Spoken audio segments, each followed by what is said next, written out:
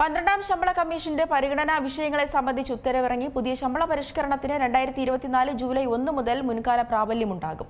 ശമ്പളവും പെൻഷനും കണക്കാക്കുന്നതിനുള്ള നടപടിക്രമങ്ങൾ പുനഃപരിശോധിച്ച് ലഘൂകരിക്കുന്നതും പരിഗണനയിൽ വരുമെന്ന് റിപ്പോർട്ടുകൾ.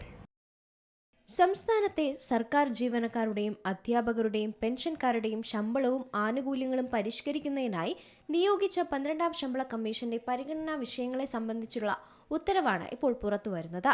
പുതിയ ശമ്പള പരിഷ്കരണത്തിന് 2024 ജൂലൈ 1 മുതൽ മുൻകാല പ്രാബല്യമുണ്ടാകുമെന്നതാണ് എടുത്തു പറയേണ്ടത്. ശമ്പളവും പെൻഷനും കണക്കാക്കുന്നതിനുള്ള നടപടിക്രമങ്ങൾ പരിശോധിച്ച് ലഘൂകരിക്കുന്നതിനും പരിഗണനയിൽ വരുമെന്നാണ് റിപ്പോർട്ട്.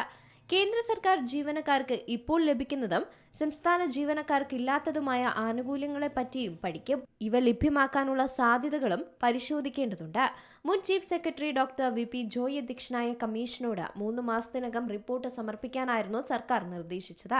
എന്നാൽ ഇനിയും പ്രവർത്തനം തുടങ്ങിയിട്ടില്ലാത്തതിനാൽ ഈ സമയപരിധിക്കുള്ളിൽ റിപ്പോർട്ട് സമർപ്പിക്കാൻ കഴിയുമോ എന്ന കാര്യത്തിലും സംശയമുണ്ട്.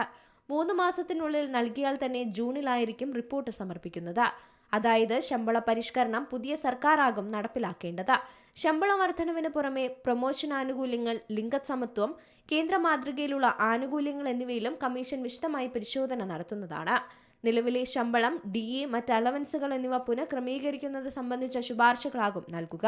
അതേസമയം ദീർഘകാലമായി ഒരേ തസ്തികയിൽ തുടരുന്ന ഗസറ്റഡ്, നോൺ ഗസറ്റഡ് ജീവനക്കാർക്കായി നോൺ കേഡർ പ്രൊമോഷൻ സാധ്യതകളും പരിശോധിക്കും. കേന്ദ്ര സർക്കാർ ജീവനക്കാർക്ക് ലഭ്യമായതും എന്നാൽ സംസ്ഥാന ജീവനക്കാർക്ക് ലഭ്യമല്ലാത്തതുമായ ആനുകൂല്യങ്ങൾ വ്യാപിപ്പിക്കുന്നതും പരിശോധിക്കും.